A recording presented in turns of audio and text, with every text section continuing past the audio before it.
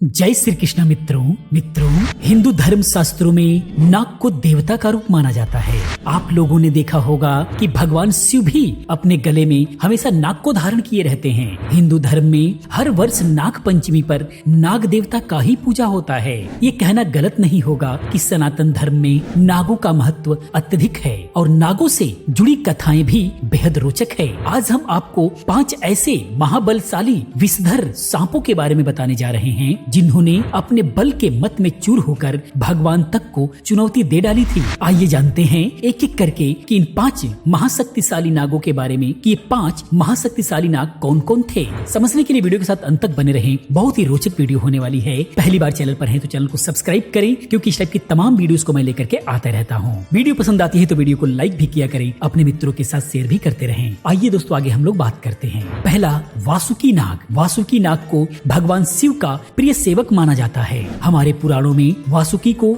शेष नाग का भाई बताया गया है। हमारे धर्म गुरुओं द्वारा शिवजी द्वारा गले में धारण किए गए नाग का नाम वासुकी बताया जाता है। समुद्र मंथन के दौरान देव और दानवों ने मंदरांचल पर्वत को मथनी तथा वासुकी को ही नेति यानी रस्सी बनाया था। कहते हैं कि जब वासुदेव श्री कृष्ण को टोकरी में रखकर वासुदेव जी जब यमुना नदी पार कर रहे थे तब भयंकर बरसात से वासुकी ने ही श्री कृष्ण की रक्षा की थी। उसके बाद अगला जो नाग थे वो है शेषनाग। मित्रों, ऋषि कश्यप और माता कद्रु के ज्येष्ठ पुत्र शेषनाग भगवान विष्णु के परम भक्त थे।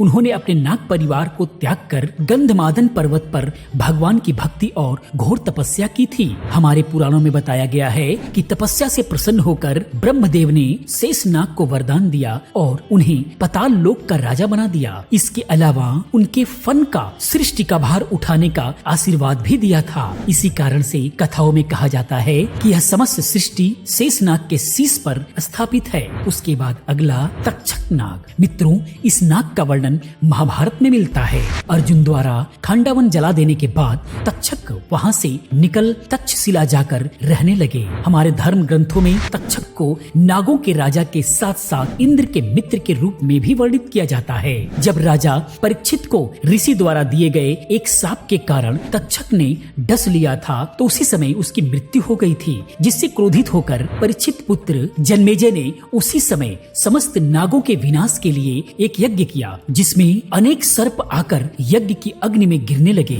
बस जैसे ही यज्ञ में तक्षक का नाम पुकारा गया तो वह भी उस कुंड में गिरने लगा, पर तभी वहाँ एक ऋषि आए जिनका नाम आस्तिक था। उनके कहने पर जन्मेजय ने यज्ञ रोक दिया और इस प्रकार तक्षक के प्राण बच गए। उसके बाद अगले जो थे वो थे करकोटक। करकोटक शिव के एक गण और नागों के राजा थे। नारद के शाप से वे एक अग्नि में पड़े थे, लेकिन नल ने उन्हें बचाया और करकोटक ने नल को ही डस लिया, जिससे राजा नल का रंग काला पड़ गया। लेकिन यह भी एक श्राप के चलते ही हुआ। जब राजा नल को करकोटक वरदान देकर अंतर्ध्यान हो गए, शिवजी की स्तुति के कारण करकोटक जन्मेजय के नाग यज्ञ से बच निकले थे और उज्जैन में उन्होंने शिव की घोर तपस्या की थी। तपस्या के फलस्वरूप करकोटक ने भगवान शिव के गले में स्थान मांगा तो शिव जी ने वासुकी नाग को पहले से ही उनके गले में होने के कारण उन्होंने वह स्थान देने के लिए मना कर दिया, लेकिन भक्ति से प्रसन्न शिव ने उन्हें शिवलिंग पर स्थान दे दिया। उसके बाद अगले और 5वें जो नाग थे वो थे कालिया नाग। कालिया नाग वृंदावन में बहने वाली यमुना नदी में निवास करता था।